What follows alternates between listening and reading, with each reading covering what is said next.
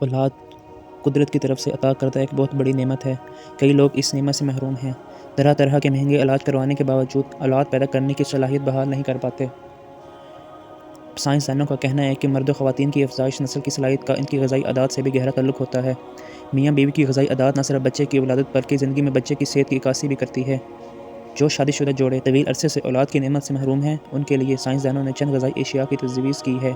یہ غذائیں مردوں اور خواتین دونوں میں افزائش نسل کی صلاحیت میں اضافہ کرتی ہیں۔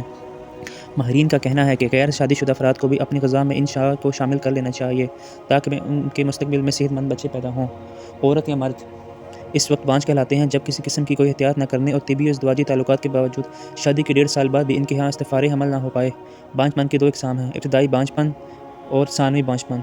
بانجھ کا لفظ عموماً عورت سے محفوظ کیا جاتا ہے۔ اگر کسی کے ہاں بچے کی ولادت نہیں ہوتی تو سارے الزامات عورت پر لگا دیے جاتے ہیں کہ بچہ نہ ہونے کی وجہ عورت ہے۔ تحقیق کے مطابق بانجھ پن عورت یا مرد دونوں کے کسی کو بھی ہو سکتا ہے۔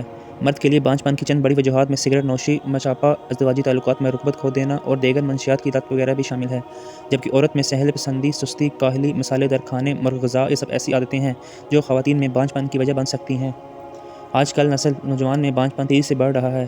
اس کی وجوہات میں نیند کی کمی، بے سکونی، ٹینشن اور آلودگی بھی شامل ہے۔ یہاں پر ایک بات اور بھی یاد رکھنی چاہیے کہ اگر بچے کی پیدائش جلدی نہیں ہو رہی تو اس کا مطلب یہ نہیں کہ عورت یا مرد بانجھ پن میں مبتلا ہیں، کیونکہ بعض اوقات ہارمونز کا نظام درست نہ ہونے کی وجہ سے بھی بچے کی پیدائش میں تاخیر ہوتی ہے۔ ڈاکٹروں کا کہنا ہے اگر چند غذاؤں کا استعمال کیا جائے تو بانجھ پن دور کیا جا سکتا ہے۔ ہارمونز میں مثبت تبدیلی لائی جا سکتی ہے یا ان غذاؤں کا تذکرہ جا رہا ہے جو بانجھ پن میں مفید بتائی جاتی ہیں۔ خشک میوہ جات: تحقیق کے مطابق اخروٹ بانجھ پن میں مددگار ہو سکتے ہیں۔ اومیگا 3 فیٹس اور وٹامن ای سے بھرپور غذا کو استعمال کر کے مرد توانائی حاصل کر سکتے ہیں جس سے ان کے سپرم بہتر ہوتے ہیں۔ وٹامن بی اور پروٹین عورتوں کے لیے مفید ہوتے ہیں۔ بادام کا روزانہ استعمال بانجھ پن میں مفید ہوتا ہے۔ ایووکاڈو کو غذائی طاقت کا پاور ہاؤس بھی کہا جاتا ہے۔ اس میں منرلز، وٹامنز، پروٹین، کاربوہائیڈریٹ اور فائبر کی بھرپور مقدار پائی جاتی ہے۔ ان میں وٹامن ای کی کافی مقدار بھی ہوتی ہے جو خواتین کے لیے صحت مند اور افزائش نسل کی قوت کے لیے ضروری ہے۔ ایووکاڈو میں موجود فولک ایسڈ اولاد پیدا کرنے